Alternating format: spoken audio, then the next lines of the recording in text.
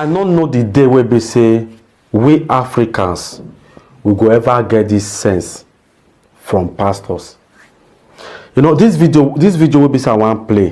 This video, I don't get this video since 2019. I see the video. Because I say, you know, Miss Santana, I never start this my mock news. I always do talk show with them. But this year, I can see the video constantly they come my memory and I constantly they see for social media. I say, me I don't, me I listen to talk. We don't talk tire. He get one pastor where he say, in a powerful man of God, supreme man of God, prophet of God. He can't stand for inside drum where water dey. Ah God. It is well. He can't they carry the water they give to his members. Don't be able to use and take bath for the drink. I want to see the video. Essentialmente.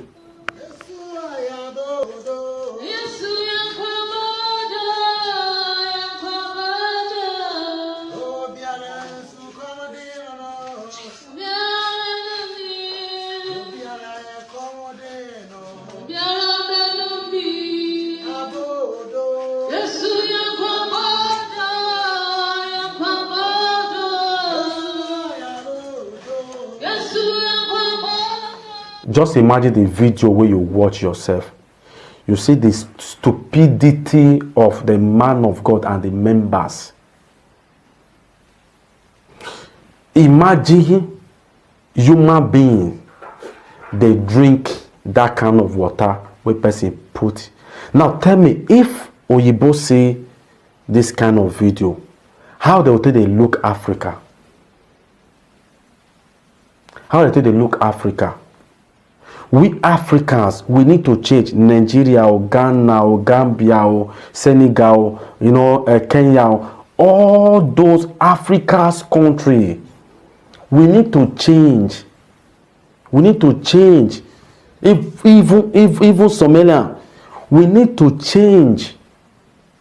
You see, you know why I just pray when I say the video. As I will say, the pastor will just mess put, go mess peace, and the pastor faith don't do am. If he don't peace inside, mess put, or he can't see person where be say, you know, you understand now. The thing will come. Oh God, the thing will come just drop from there. You understand? And then they will drink can, which is very bad. I always dey talk am. If you get problem, you can settle your problem yourself. Pray yourself. God go answer you. God had already answered all your prayer points. Now just for you to work it out with faith. With faith, yes. In this time, people must pass through a lot of problems. Like sometimes our problems are caused by, you know, our past life, maybe our life, our character, one negligence, selfishness, greediness, and stubbornness and deaf ears. You know, deaf ears. We don't want to hear advice. At the end, we'll come find ourselves, then we'll come to find solution, all those things. So, but in order not to just try, you know, God already answered your prayer. Just pray yourself. Pray yourself, all those things you go get than you can't they go churches to churches and pastor can't they do practical. Just imagine, just imagine how pastor take the inside drum water where you don't mess peace put they give carry and give you make you drink. Imagine those men. No, you see why they only talk say this one are the problem where would they pass from Africa. Now he make black people today. I've been a chocolate people. I don't know whether they say black. Chocolate people today where Oyibo they call black. They suffer for all the countries where they find themselves. Why? Because of our character, because of waiting men of God. They use the thing they do practical, use the thing they do useless thing for Africans. I beg our people, may we learn. At least may we learn. Can hardly see me in churches, say I can't go to church, say this is my problem, pray for me. The pastor comes me, they do practical, you receive, and all those things. No, even some people say they don't want for power your system, put leg, bam, the person go fall, you say anointed done. No. I know say this is why they talk. People will say, why this guy they talk nonsense? I know they talk nonsense. There is sense in every nonsense why they talk. Go learn. That's why you see say some people today they don't climb 40. Some women now they can't go, they go pastor. Some pastor, all those prophets they'll first use them. They do practical for the in then before they'll come, they do an outside. I've seen some people doing that. I've seen some pastors doing that. See all those girls will be say they don't reach 35, 40 years. As you did now, try work on yourself so that tomorrow pastors not going to do practical. What I want to talk about, I don't want to talk much. Go subscribe to Agbon's TV. Follow me on Instagram, Agbon's TV. Follow me on my page, Facebook page, Agbon's TV. And God bless. Not go use the I TC for church.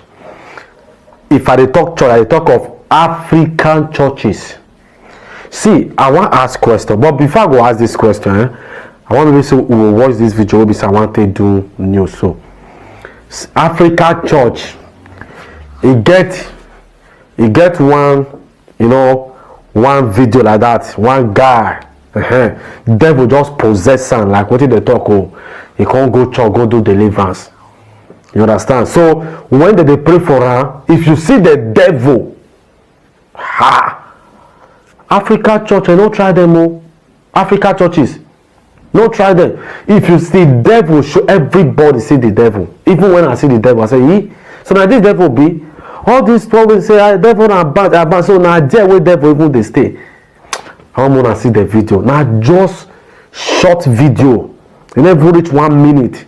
You understand? But even though say it's short, they say small but mighty. The video makes sense.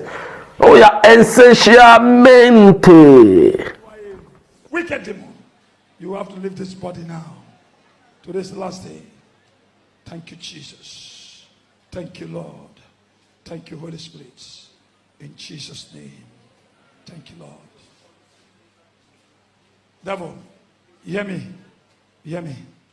This is the hour for this boy to go in Jesus Christ's name.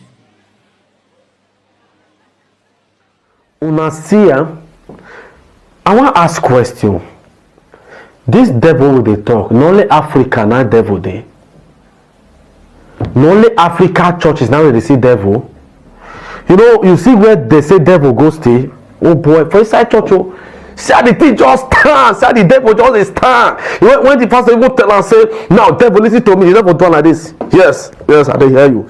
You understand? And the devil they there, and the devil they look all the women where even sit down, all the women, everybody, even some men say, oh boy, I was say this devil just even enter me now. If now that place where devil they, he go too sweet I beg, I don't understand that. Now let me know what's in they talk. You understand? So people do will be say their own, maybe their own just their own be like be like chewing stick. Understand? Chewing stick or toothpick. So boy, this thing what devil? Why you not just come? Why you not just come stay my own? See, joke and pass. Africans pastors. You see this kind of deliverance, yeah. If truly say devil possess this person, in that area, maybe what is supposed to come do for public. Do it for your office, and when you want do it, make sure that you and your main pastors and at their office they do. Maybe you bring on public. Just imagine what kind of evil projection or evil image wey they project against we will be men as you na man. Understand? Now you want let the whole world let women know say that thing na devil. When the thing don't start, that means devil don't arrive. Sometimes now we they make outside countries they see us as different from other continent. Say it be like say no be even the same God will create the rest. Now he create Nigeria. Let's say another God create Nigeria. Because no be even only Nigeria, Africans. That's another God creator. That is why all those white they see black like we are not even black, nothing like black. They see we Africans like other people, the way they see all those hips. Understand? All those and so they see Africans. Why? Because now we they do and now we they paint this picture for them to see.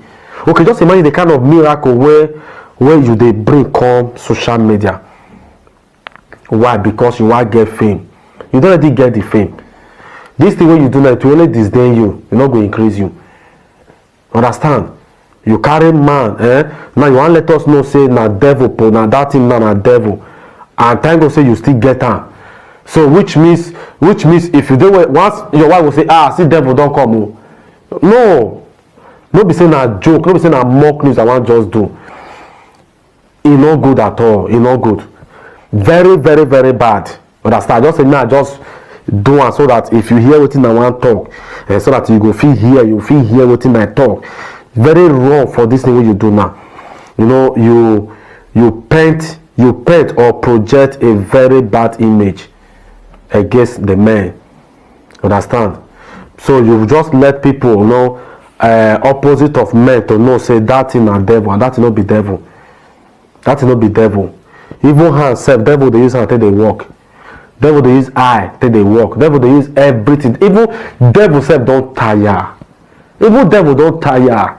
Now everywhere that they call her, now everywhere that they call her, any small thing now is the work of the devil. Any small thing is the work of the devil. Even the thing as he say, now listen to me, devil. This thing I say, devil, devil. Even devil said, say, if devil they say, devil will start say, oh they mention my name, and I know even they there. Sorry, he not they there. Who they mention his name? My people, just waiting. I want to beg. May we follow Agbons TV on Facebook. I just make it easy for everybody. You go Facebook Agbons TV, my page Agbons TV, YouTube Agbons TV, Instagram Agbons TV, Twitter Agbons TV. Very very easy, so that once you just tap on, you go see, and even go. You see Agbons TV, anywhere you they go, you will see me. Just follow me for all the social media. I thank you. We get many story today. May we go to the next story. So what I see today, no be small thing, Yeah, I really love it. You know, now something make me say now I just can't do this news. It get where masquerade called the toast woman. You know, when I see him, I say, wow, I love this. You know, I want can't do it because of some comment the way people make for the video. Not just short video. I always talk as small but mighty.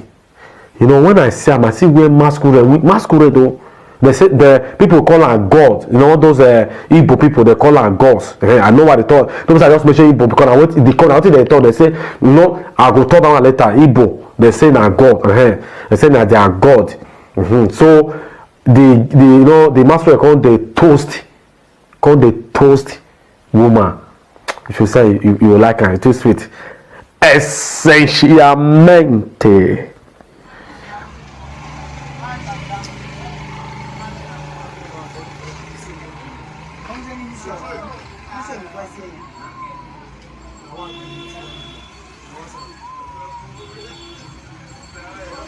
On WhatsApp.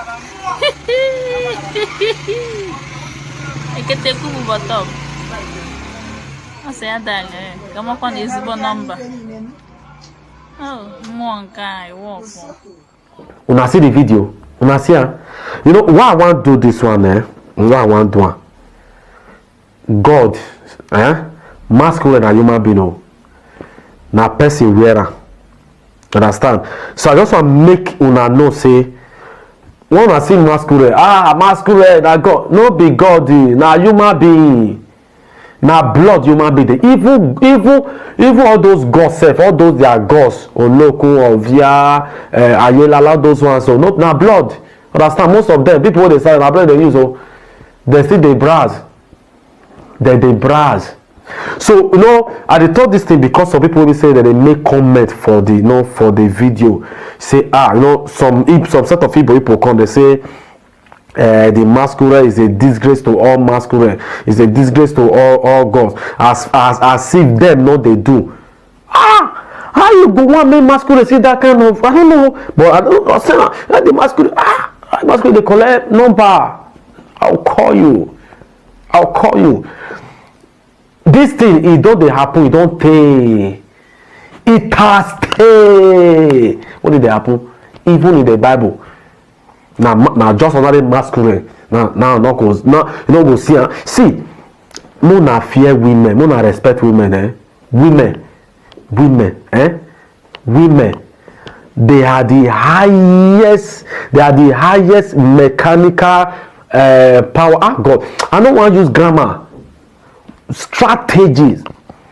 Now then, go see, they can build you up, they can bring you down. You see, not women not bad though. Women good though. Women good, well though. They are the highest, weapon when they take the fight though. If they want bring you down, na woman. If they want build you up, na woman. Fear women though. Bible say when God create Adam and Eve, they can't give birth to Cain and Abel. Cain, now, Abel can't die. Cain can't go another city after God calls him. Bible can't they preach. But after that, Adam and Eve, they can't get more children. But do you know that when they can't be born, but if you see guests can't fly.